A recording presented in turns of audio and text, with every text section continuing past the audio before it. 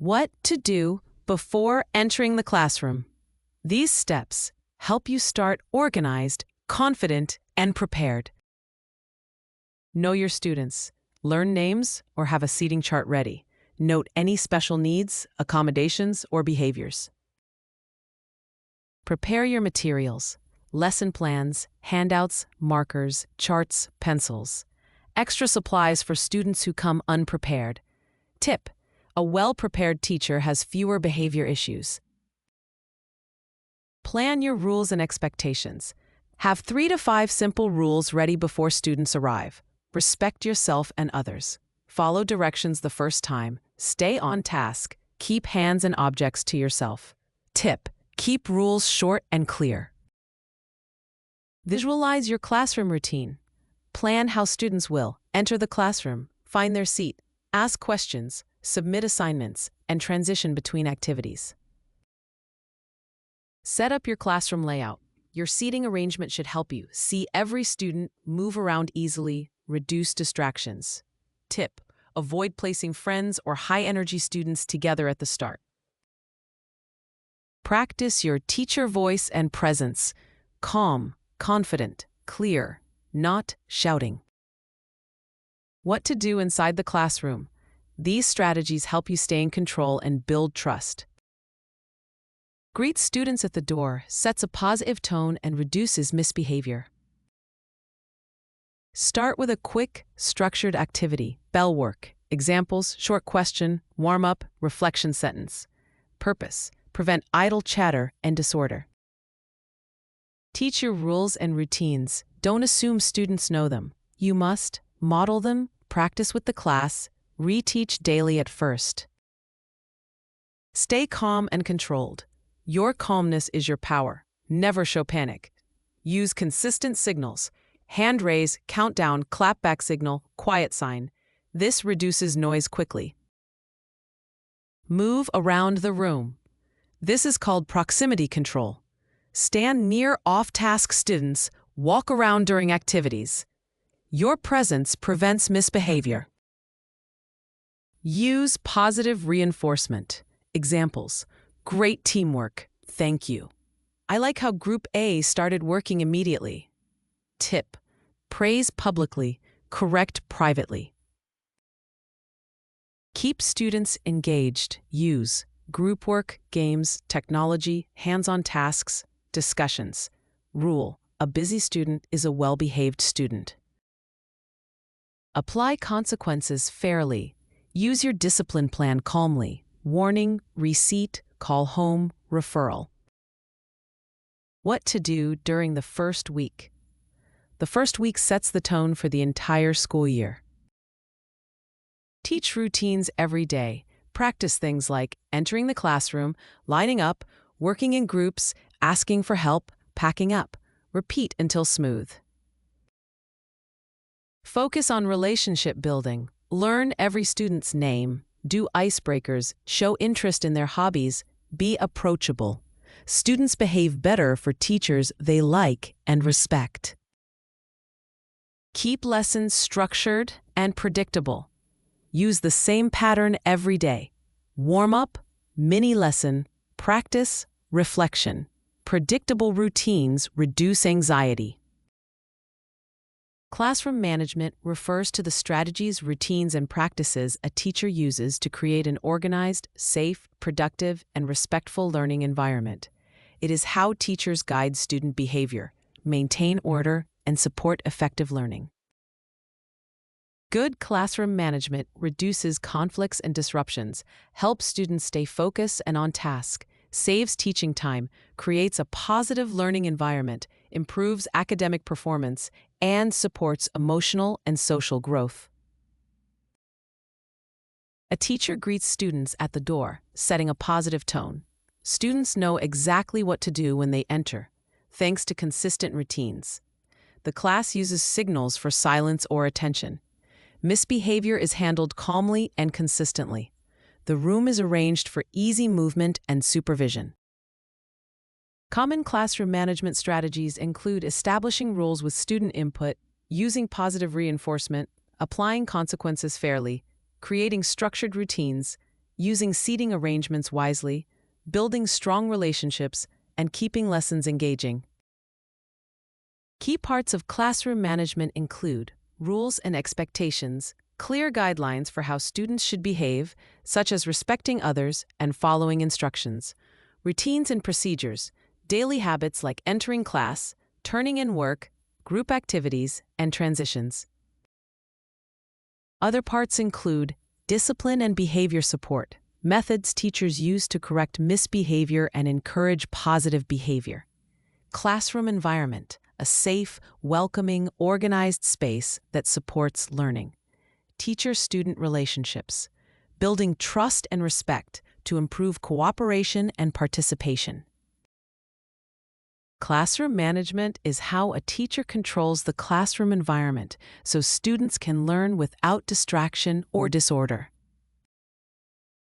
Classroom management strategies for new teachers. Establish clear rules and expectations early. Create 3 to 5 simple rules, such as respect yourself, respect others, stay on task. Explain rules clearly and practice them with students. Be consistent, as students tend to test limits when they sense uncertainty. A helpful tip: post rules on the wall and review them during the first weeks. Teaching routines is just as important as teaching lessons. Students need routines for entering the classroom, turning in work, participating in group activities, asking to leave the room, and ending the class.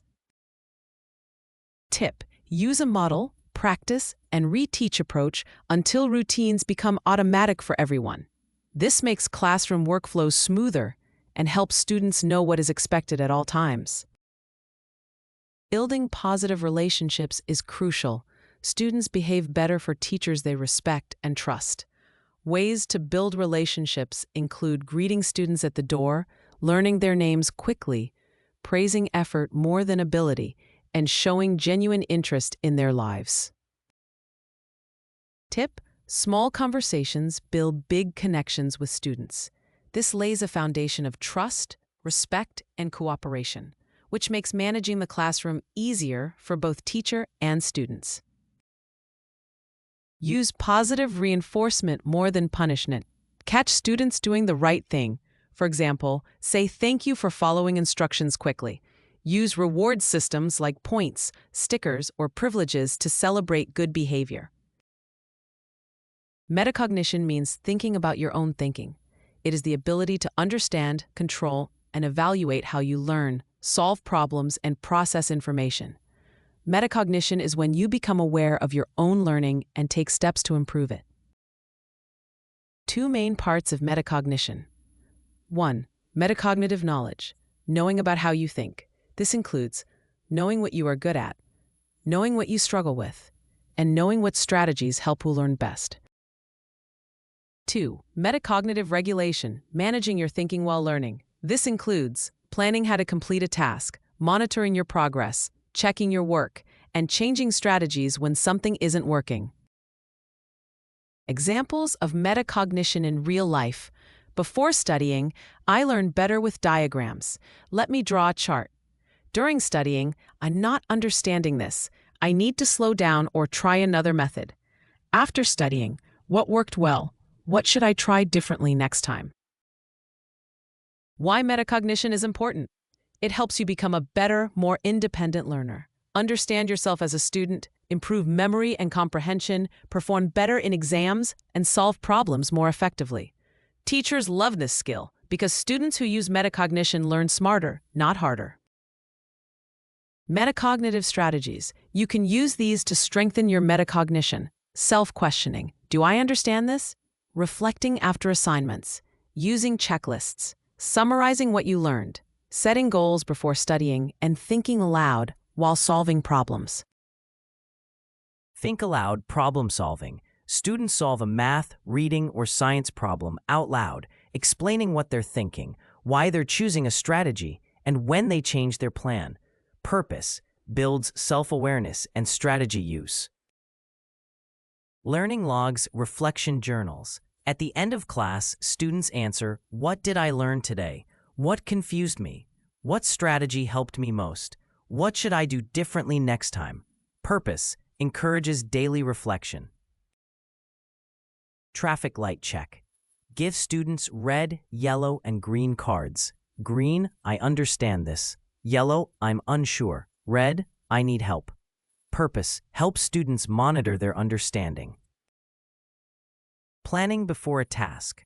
Before starting an assignment, ask students to write, what is the goal? What strategy will I use? What tools or resources do I need? Purpose, strengthens planning skills. Fix my mistake activity. Give students a sample incorrect solution. Ask, what went wrong? How would you fix it? What strategies should have been used? Purpose, builds evaluation and error checking skills. Partner reflection. Pairs of students discuss what was hard, how did you overcome it, what strategy helped you the most. Purpose, encourages metacognitive discussions. Lesson plan, understanding metacognition. Topic, metacognition, thinking about your thinking. Grade level, adaptable for students from upper primary to secondary. Duration, 45 to 60 minutes. This lesson helps students think about how they learn and develop important skills.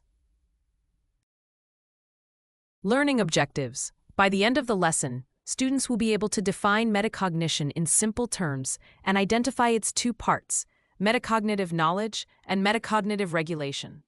These objectives help students understand the basics of metacognition for use in their learning.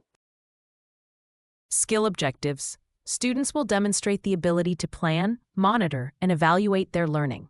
They will use metacognitive strategies such as self-questioning, self-monitoring, and reflection. This helps them become thinkers who can guide and improve their own learning processes. Attitudinal objectives. Students will develop awareness of their strengths and weaknesses as learners and learn to value reflection as an essential part of successful learning. This helps create positive attitudes toward ongoing self-improvement and assessment. Materials needed for the lesson: whiteboard or smartboard, markers, sticky notes in red, yellow, and green, student notebooks or reflection sheets, handouts with examples of metacognitive questions, and a short problem-solving task, such as a math, reading, or science activity. Lesson introduction, 5 to 10 minutes. The teacher writes on the board, "How do you know when you understand something?" Students respond. Then the teacher explains, "Today we are learning about metacognition."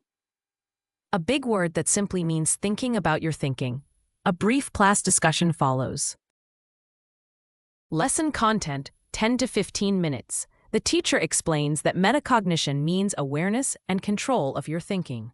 Metacognition helps you learn faster, understand more, catch mistakes, and improve study skills.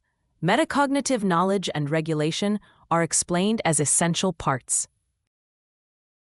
Art 1. Metacognitive knowledge. Students learn to understand what they already know, what they don't know, and which strategies work best for them. Recognizing these elements is the first step toward becoming thoughtful, independent learners able to guide their progress. Part 2. Metacognitive regulation. Students now learn how to plan before a task, monitor their progress, and evaluate their work after completing a task. For example, realizing a strategy is not working and switching to something else is an act of metacognition. Activity 1. Think aloud demonstration, whole class. The teacher solves a simple problem out loud, saying things like, "I think this means," "I'm not sure, let me check," and "maybe another strategy will work better." Students are asked what they noticed about the teacher's thinking. Activity 2. Student problem-solving, pairs or groups. Students receive a short math problem, reading passage, or science question. They plan what strategy to use, monitor progress halfway through, and evaluate by checking if the strategy worked. Afterward, they write 3 reflection sentences. Activity 3. Traffic light check, quick assessment. Students use sticky notes. Green means I understand, yellow means I'm unsure, and red means I need help. The teacher uses students' sticky note signals to decide what needs to be reviewed in class. Assessment, formal and informal. Formative assessment is based on students' discussion responses, group work observations, think aloud participation, and traffic light signals. Summative assessment collects student reflections or journals, answering the key question, What is metacognition?